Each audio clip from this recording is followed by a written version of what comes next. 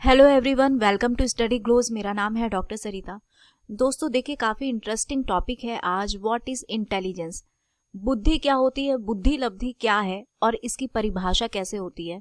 साथ ही IQ actual में होता क्या है, इंटेलिजेंट क्वेश्चन जिसे हम कहते हैं, हाउ डज इट मेजर्स, इसे नापा कैसे जाता है, इसे कैसे मेज़र किया जाता है। तो इंटेलिजेंस क्या है, आईक्यू क्या है और इसे मेज़र कैसे किया जाए, उसके फॉर्मूले के बारे में भी हम लोग बात करेंगे। तो पूरा जानेंगे हम इस बारे में। ऑलरेडी हम लोग जानते हैं कि मानव बहुत ही बुद्धिमान प्राणी माना जाता है और बुद्धि जो है एक ज्ञानात्मक पक्ष है, ठीक, एक कॉग्निटिव अप्रोच है, एक ज्ञानात्मक पक्ष है। और मानव बुद्धिमान होने की वजह से ही बाकी जानवरों से अलग समझा जाता है।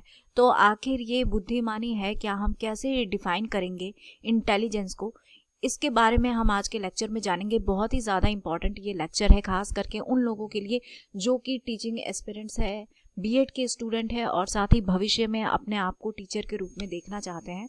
और वैसे भी ये एक ऐसा टॉपिक है, जनरल टॉपिक है, जो सब इंटरेस्टेड होंगे इसके बारे में जानने के लिए कि आखिर इंटेलिजेंस होती क्या है, बुद्धि एक्चुअल में है क्या, कौन से फैक्टर है जो इस पे अफेक्ट डालते हैं और किस तरीके से हम इसे मेज़र करते हैं। तो चलिए स्टार्ट करते हैं हम आज का लेक्चर।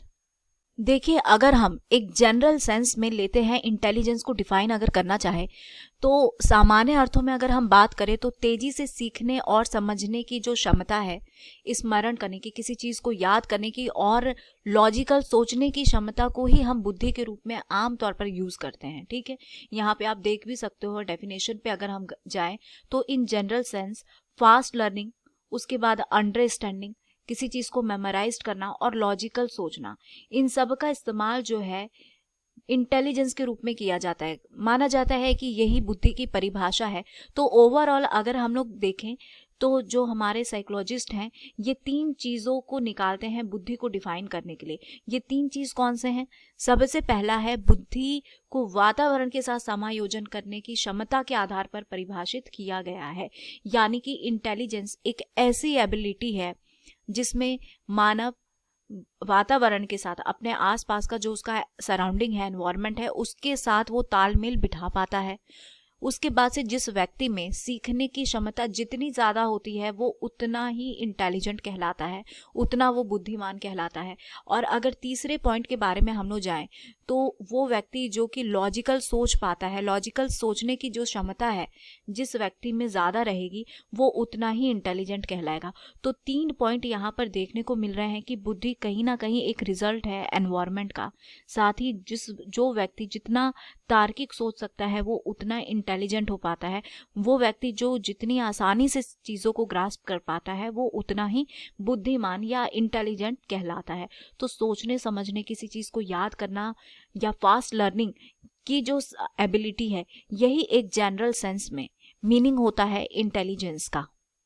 देखिए, वैसे तो इंटेलिजेंस की बहुत सारी डेफिनेशन है, लेकिन दो इंपॉर्टेंट डेफिनेशन के बारे में हम बात करेंगे। बुद्धि जन्मजात मानसिक क्षमता कही जाती है, यानी कि ये एक ऐसी क्षमता है जो जन्म के साथ ही व्यक्ति के अंदर विद्यमान होती है।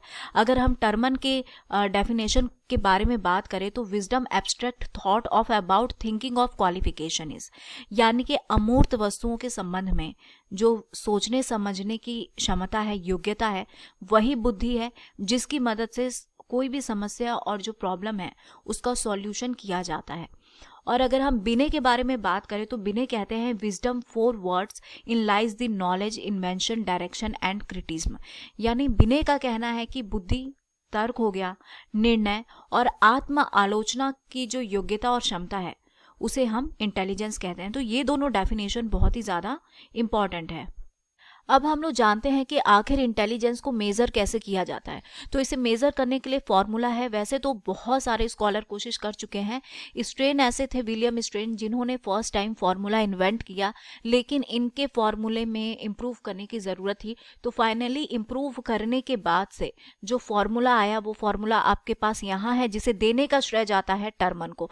तो Terman is credited with the formula for intelligence. Intelligence का जो फार्मूला है, इसे इन्वेंट करने का जो श्रेय है वो टर्मन को चला जाता है। फॉर्मूला ये है, यानी कि IQ equal to mental age by actual age into 100। तो ये फॉर्मूला बहुत इंपॉर्टेंट है दोस्तों, बहुत ही सिंपल वे में हम एक एग्जाम्पल के थ्रू भी समझेंगे कि किस तरीके से इंटेलिजेंट को फाइंड आउट किया जाता है, इंटेलिजेंस कैसे निकाली जाती है, कैसे ये माना जाता है कि कौन सा व्यक्ति, कौन सा बालक इंटेलिजेंट है और किसकी क्षमता का स्तर कितना है। तो इस तरीके से हमारा क्लियर होता है कि जो इंटेलिजेंस गेन है या बुद्धि लब्धि है, इसका कॉन्सेप्ट टर्मन और स्ट्रेन दोनों को एक साथ आप दे सकते हैं, और इसमें मेंटल एज और एक्चुअल एज से जुड़ा हुआ एक स्कोर रहता है, और वही स्कोर डिसाइड करता है कि कौन व्यक्ति कितना इंटेलिजेंट है। यहाँ एक और बात बता दूं कि ये जो आइडिया है मेंटल एज वाला, खास करके इसे बीने ने इंट्रोड्यूस किया। तो अगर आपसे पूछा जाए इंटेलिजेंट आईक्यू के बारे में, इंटेलिजेंस आईक्यू का फॉर्मूला या इंटेलिजेंस का फॉर्मूला किसने इंट्रोड्यूस किया, किसको उसका श्रेय जाता है, तो इसके लिए आप टर्मन के बारे में बताएंगे। और अगर आइडिया या concept of mental as introduction पूछे तो इसके लिए आप बीने के बारे में बताएंगे। अब सबसे पहले हमें ये जानना है कि एक्चुअल एज क्या होता है और मेंटल एज क्या है।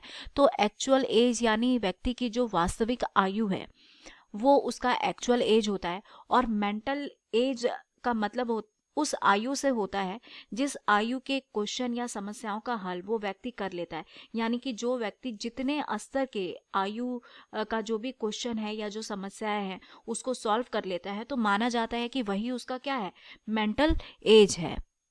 और अगर हम यहाँ पर देखते हैं तो इंटेलिजेंट आईक्यू का यानी कि जो आपका इंटेलिजेंस क्वेश्चन है, इसका एक स्कोर कार्ड सा दिया हुआ है जो आपका 0 से शुरू होके 140 अबव जाता है। ठीक है, तो ये हमारा एक स्कोर कार्ड हो गया, और बगल में उसका मीनिंग बताया जा रहा है। और जो हमारा फॉर्मूला था आईक्यू वाला, जिसमें mental age by actual as into 100 था, उस फॉर्मूले के अकॉर्डिंग अगर सपोज कीजिए कि किसी भी बालक का आईक्यू आता है 120 से 139 के बीच का, तो उसे सुपीरियर माना जाएगा, यानी कि वो बालक काफ़ी इंटेलिजेंट है। अगर आता है आपका 80 से लेके 89 तक आता है तो समझ जाइए कि उसका प्रोग्रेस काफ़ी स्लो है। और अगर 20 से 59 आता है यानी इंफीरियर इंटेलिजेंट है, और अगर लेस देन 20 आता है तो रूट इंटेलिजेंस है, यानी कि जड़ बुद्धि है, यानी कि वो काफ़ी ज़्यादा कमज़ोर और मंद बुद्धि कहलाएगा। तो ये बगल में आप देख रहे हैं कि स्कोर कार्ड है जो कि आईक्यू को बता रहा है, और उसकी मीनिंग को उसके बिल्कुल ठीक ऑपोजिट में दिया हुआ है। इसे हम एक एग्जाम्पल के तौर पे बहुत अच्छे से समझ जाएंगे। जैसे कि सपोज कर लीजिए कि अगर रवि है, तो रवि की जो रियल एज है वो 12 साल है। ठीक है, और उसका मेंटल एज 14 साल का है, और इस हिसाब से उसका आईक्यू कितना होगा इसको हम कैसे निकालेंगे। ऑलरेडी आईक्यू का फॉर्मूला हमारे पास है, mental age by actual as. Actual as जिसे हम क्रोनोलॉजिकल एज भी कहते हैं, तो जिसे हम एक्चुअल एज कह लीजिए, रियल एज कह लीजिए या क्रोनोलॉजिकल एज कह लीजिए, तीनों का बात एक है। तो रवि की जो एक्चुअल आयु है वो हो गई 12, और वो किस लेवल के क्वेश्चन को सॉल्व कर पा रहा है, यानी मेंटल एज उसका कितना है, 14 है। तो अगर 14/12 इंटू 100 करते हैं तो ये 116 आ रहा है। तो 116 का मतलब क्या है, रवि का जो आईक्यू है वो नॉर्मल चाइल्ड से बेस्ट है। अगर हम पीछे वाले चार्ट में अगर हम देखते हैं तो हमें मालूम चलता है कि जो हमारा स्कोर कार्ड है, ये स्कोर कार्ड में 116 आप देख सकते हैं कि 116 बेस्ट को दिखा रहा है। यानी कि अगर रवि का आईक्यू स्केल 116 आ रहा है, यानी कि रवि जो है एक बुद्धिमान और एक बेस्ट स्टूडेंट के तौर पे जाना जा रहा है। तो देख सकते हो दोस्तों आप कि काफ़ी ज़्यादा ये सिंपल फॉर्मूला है। बस आपको मेंटल एज और क्रोनोलॉजिकल एज करके 100 से इंटू कर देना है और आईक्यू निकल आएगा। इंटेलिजेंस क्वेश्चन जिसे कहते हैं ये निकल आएगा। तो ये फॉर्मूला बिल्कुल याद में रखिएगा कि आईक्यू का फॉर्मूला क्या है, किसने दिया है, टर्मन ने दिया है, और मेंटल एज का कॉन्सेप्ट किसने दिया है, बीने ने दिया है। और अगर हम बात करें कि वो कौन से फैक्टर है जो डिटरमाइन करते हैं इंटेलिजेंस को, हमारी बुद्धि पर भी बहुत सारी चीज़ों का असर पड़ता है। बहुत से ऐसे हमारे पास फैक्टर हैं जो डिसाइड करते हैं कि किस व्यक्ति का बुद्धि का स्तर कितना हो सकता है। इसमें जो दो सबसे ज़्यादा इंपॉर्टेंट है दोस्तों, वो है हेरिडिटी एंड एनवायरनमेंट। ऑलरेडी हमने डेफिनेशन में भी पढ़ा था कि एनवायरनमेंट का रोल किसी भी व्यक्ति की बुद्धिमानी को या उसकी इंटेलिजेंस को बताने का बहुत ही ज़्यादा इंपॉर्टेंट फैक्टर है और उसके ऊपर बहुत गहरा प्रभाव डालता है। और हेरिडिटी हम लोग ऑलरेडी जानते हैं कि हमारा जो डीएनए है, बहुत सारे जो हमारे पूर्वज हैं हमारे, उनके जीन को लेते हुए आता है, तो हमारे पास कुछ हमारे वंश की क्वालिटी हमारे साथ साथ आती है। तो ये क्वालिटी भी डिसाइड करती है कि हमारी बुद्धि का स्तर कितना होगा, साथ ही जिस एनवायरनमेंट में हम रह रहे हैं वो भी बताता है। और एनवायरमेंटल फैक्टर के बारे में अगर हम लोग बात करें तो व्यक्ति का डाइट कैसा है, और उसका हेल्थ लेवल कैसा है, उसका इमोशन लेवल कैसा है, उसका फैमिली का बैकग्राउंड कैसा है, ये सब डिसाइड करता है कि उसकी इंटेलिजेंस कितनी होगी। सीधी सी बात है कि अगर कोई भी बच्चे की परवरिश एक अच्छे एनवायरनमेंट में होता है, इंस्पिरेशनल और रिच एनवायरनमेंट में होता है, तो वो बच्चा बहुत बेहतर तरीके से ग्रो कर पाएगा और उसका जो इंटेलिजेंस लेवल है वो हायर रहेगा।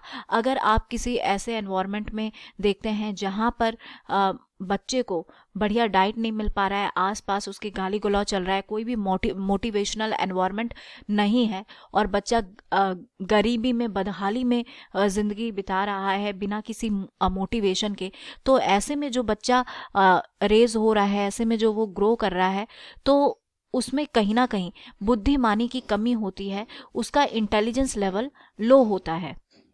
एक और इम्पॉर्टेंट फैक्टर है लिविंग स्टैंडर्ड का। ऑलरेडी आप देख रहे हैं living standard of a people and increase in educational opportunity is considered to be the reason for the increase in intelligence.